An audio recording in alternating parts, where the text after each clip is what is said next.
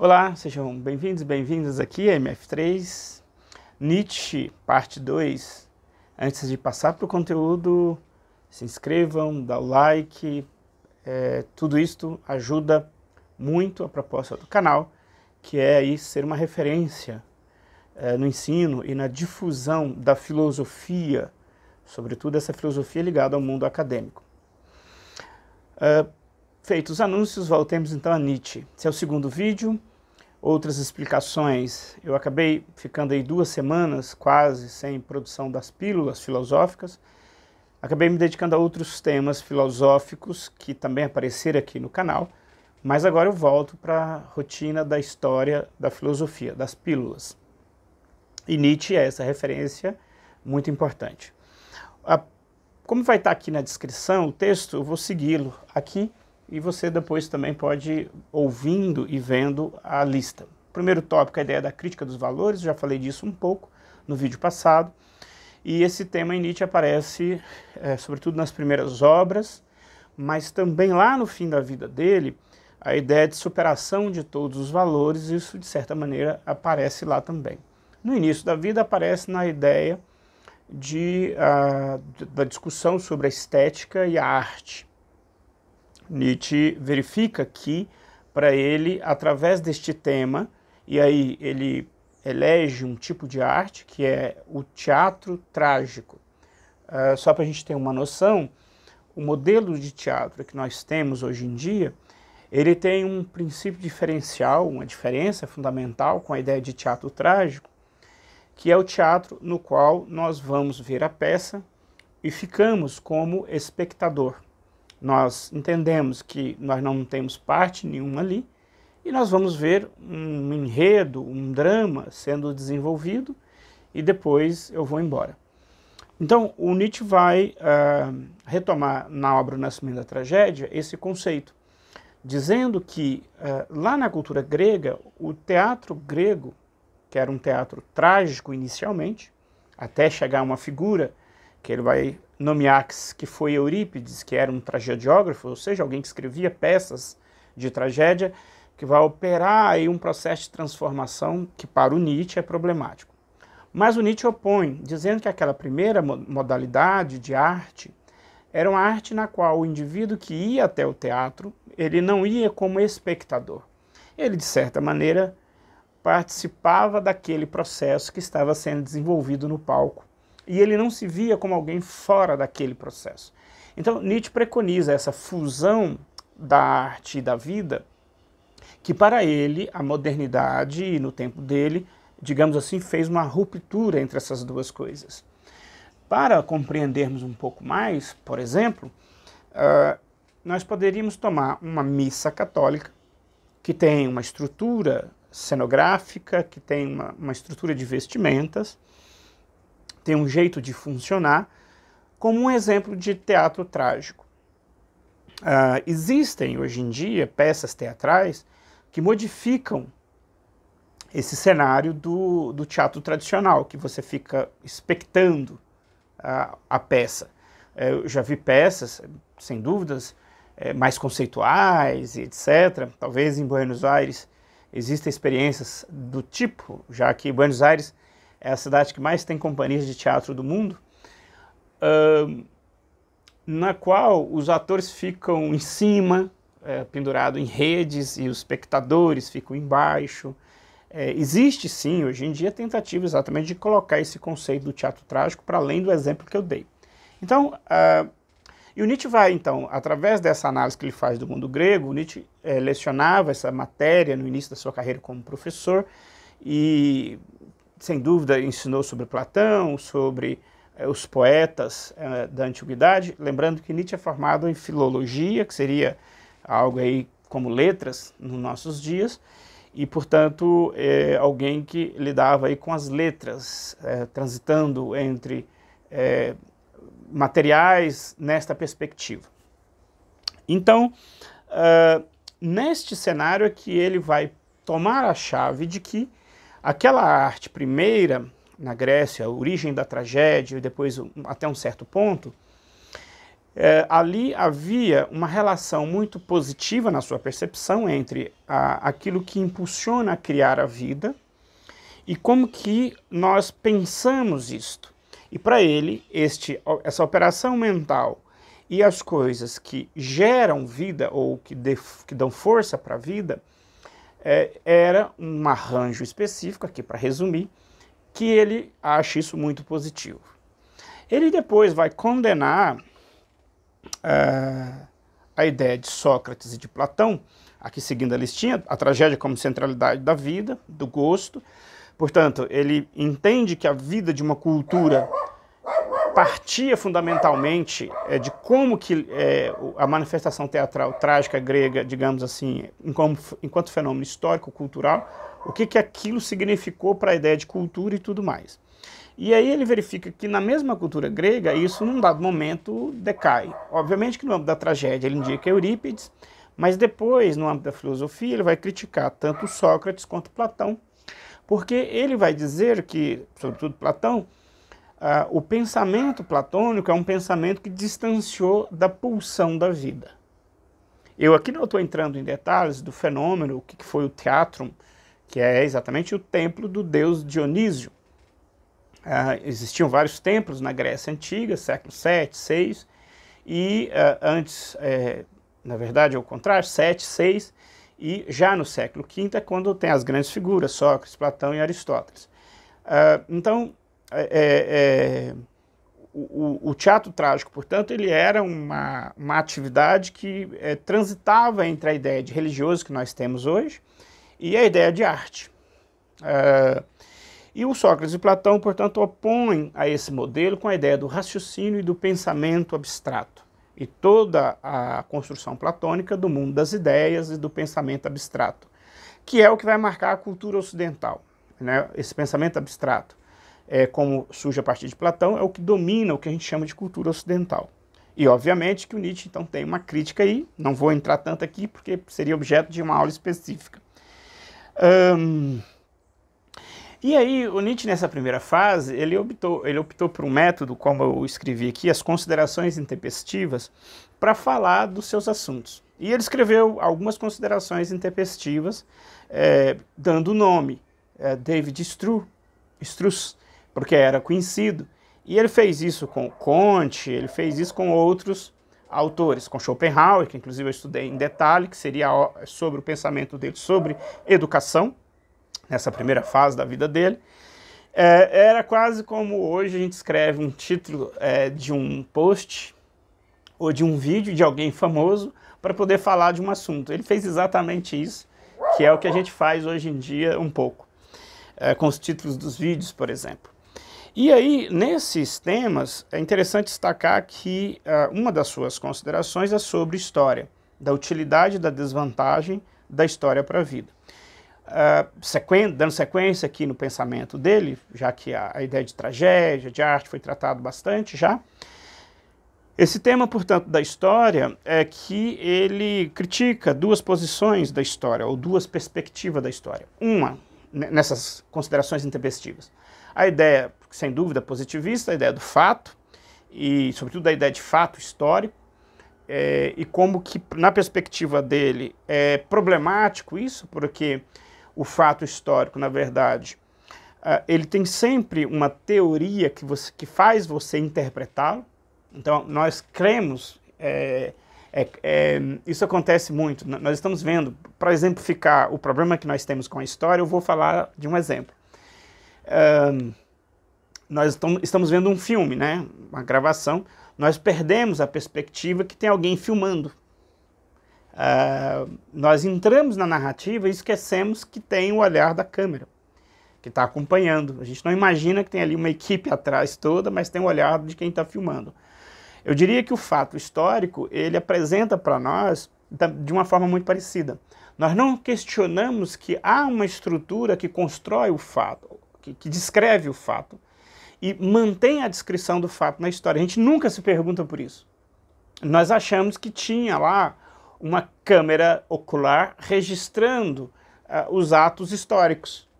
E que nós, olhando daqui, nós estamos vendo, e nós não duvidamos nunca de que não há nada entre nós e o fato. Isso acontece, por exemplo, quando nós lidamos com o texto bíblico, nós não conseguimos parar para pensar que a primeira coisa é que o texto bíblico não estava em português. Isso é sempre uma história de exemplo de um famoso biblista, que eu esqueço o nome dele sempre, dos Estados Unidos, que na verdade foi narrado pelo meu professor, o professor Shig Nakanoze, esse professor dele que dizia que com 14 ou 15 anos ele descobriu que a Bíblia não era escrita em inglês. Ele ficou chocado porque ele pegou 2 versões da Bíblia em inglês. E isso levou ele a ser um estudioso dos textos bíblicos, etc., na vida adulta. Então isso acontece com a narrativa bíblica. Nós não pensamos o que aconteceu entre 2000 anos, entre aquele fato e os dias de hoje. E que existe toda uma arquitetura no meio que faz o texto chegar até nós. E a gente nunca se pergunta por essa arquitetura. Nós saltamos da agora para o passado, está resolvido para nós. Para o Nietzsche não está, por isso que a crítica dele é a ideia do fato. Então ele continua posicionando contrário a essa ideia do fato, e ele ainda tem 2 problemas aí dentro que ele acha que não resolve, que é a ideia da história monumental e a ideia de história antiquária, né, de antiquário, que na verdade nós teríamos que investigar o que constrói os fatos no presente, que parece uma empreitada difícil. Eu diria, por exemplo, no caso da narrativa bíblica, querer descobrir o pau da cruz ou querer descobrir o pau da Arca de Noé que está no Monte Ararat, lá na Armênia, que tem aí, né, cristãos estadunidenses que procuram essas coisas. Enfim, então Nietzsche questiona essas 2 coisas, porque tanto a monumental, a meu ver, como Walter Benjamin, nos anos 20, irá tratar, que é a história narrada pelo vencedor, que vai contar a história que mais lhe convém, e, portanto, para o resto que não venceu e que somos a maioria, esta história não diz nada por nós, ou essa ideia do antiquário, que também acabamos nos perdendo na sequência causal entre essas coisas. Esses 2 temas teria que abordar em detalhe, mas também vou passando. Depois, a preocupação dele enquanto história é a história que dá força no que se refere ao presente. E é claro que eu poderia dizer aí que, por exemplo, a história que mais nos interessa é a história dos nossos afetos, né? Sendo assim bem na linha da psicanálise, da psicologia, e mesmo da filosofia de Spinoza, e mesmo no desenvolvimento da filosofia nietzschiana, a história que me interessa no presente é a história afetiva, porque é esta história que interfere no meu presente, no meu instante e na sucessão dos meus instantes. É óbvio que nós temos uma perspectiva da história, é importante sabermos a história política do país que estamos, e etc., é fundamental, mas em outro plano também nós temos que aprofundar na história pessoal. Na minha história pessoal, porque a história pessoal ela não é contada nos livros, mas a minha história pessoal, para mim, é a mais importante. Porque é a partir da minha história pessoal e da consciência da minha história pessoal que eu consigo interpretar e consigo ver a história coletiva. Se eu não me vejo na história coletiva, se eu não consigo me ver para depois me ver na história coletiva, eu simplesmente não consigo fazer parte da história coletiva. Eu vivo fora, perdido, batendo cabeça numa gíria aqui do português brasileiro. Pois bem, eu sempre falo português brasileiro e tal, porque eu também comento e dialogo com frequência com os colegas da comunidade lusófona de outros países, e aqui e acolá esses amigos veem também, comentam o nosso trabalho. Por isso que eu sempre faço essa ponte aí. Continuando aqui, então, o problema da história em Nietzsche, de certa maneira, ela tem muita ligação com a ideia de valores e com a ideia de percepção de si e enquanto pessoa, como que eu me coloco enquanto pessoa no mundo, e como eu me coloco enquanto pessoa no mundo implica também como eu faço ciência, como eu faço as artes em geral e etc. Portanto, são temas que se conectam dentro do pensamento nietzschiano, não estariam desconectados. Continuando a minha lista, então Wagner, numa altura, faz uma crítica a tanto Wagner como Schopenhauer, que foram duas referências aí, que ele se projetou, né, fez aí uma identificação, uma projeção identitária, uma projeção na qual ele se identificou com Schopenhauer e com Wagner. Isso foi, no início da vida dele, muito produtivo, mas numa dada altura, essas primeiras produções, como a Tragédia e outras obras, foram aí importantes. Nessa linha de intempestivas, ele vai escrever, inclusive, uma sobre Wagner. Até no outro vídeo eu errei, falei que o teatro de Wagner ficava em Weimar e não fica em Bayreuth, e aí o Nietzsche escreve um livrinho nesse contexto das intempestivas, Wagner em Bayreuth, que é depois do nascimento da tragédia, que é um pouco a ruptura dessa idealização inicial. Ele foi muito amigo do Wagner, muito próximo a ele, muito próximo à esposa Cosima do Wagner, e o Schopenhauer já era uma coisa mais, um contato literário no início da sua formação, fim de ensino médio, início da formação universitária. E ele se encantou muito pelo livro O Mundo como Vontade e Representação. O tema vontade e potência vai aparecer na obra do Nietzsche, de certa maneira, origina daí. E num dado momento ele rompe com esses dois porque ele achava o Wagner nihilista, portanto, no Frigir dos Ovos, a obra da tragédia wagneriana encaminhava para isso. É importante lembrar que o Wagner foi também um ativista político, além de ser um músico que apresentou contribuições para a música, para a orquestra, produzindo na estrutura do palco intervenções que, digamos assim, para a ideia do teatro trágico que ele desenvolveu em Bayreuth. Existe até hoje o Festival Wagner de Bayreuth, em torno de obras de tragédias. Então o Wagner tem essa contribuição. No espectro, ou no aspecto político, o Wagner acabou num dado momento se filiando ao nazismo, do qual o Nietzsche se demarcou, se diferenciou desta postura.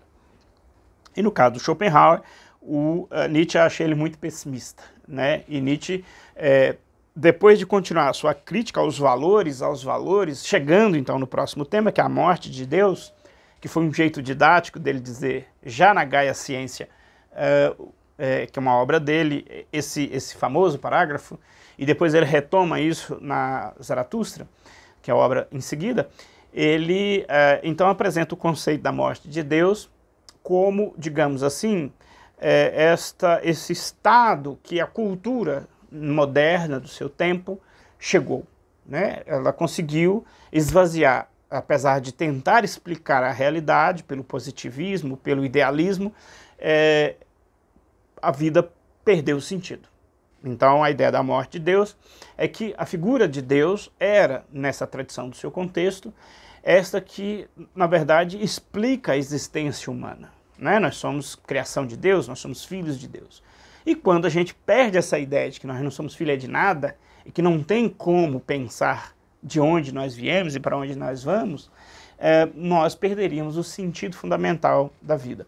E a expressão muito plástica que ele utilizou para dizer isso foi Deus está morto.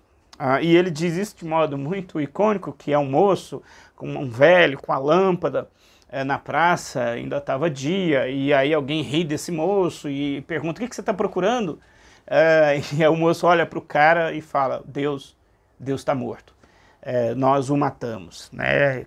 Ou seja, nós humanos com a modernidade que o matamos. Então é bem cênico a forma dele comunicar e marca muito, digamos assim, a mentalidade de quem ouve pela primeira vez. A segunda vez que ele diz isso primeiro no Aurora, Gaia Ciência. Eu estou confuso agora, se é Aurora ou Gaia Ciência. Aurora, é o livro que ele diz isso. E depois ele diz de novo no Zaratustra, que é clássico, né, que é quando Zaratustra passou uma temporada fora da sociedade, foi viver numa montanha, e lá na montanha ele ficou uma temporada e vivia numa caverna, meio que brincando aí com Platão, né? E dentro dessa caverna ele um dia resolveu descer e voltar. E aí quando Zaratustra voltava, encontrou um velho.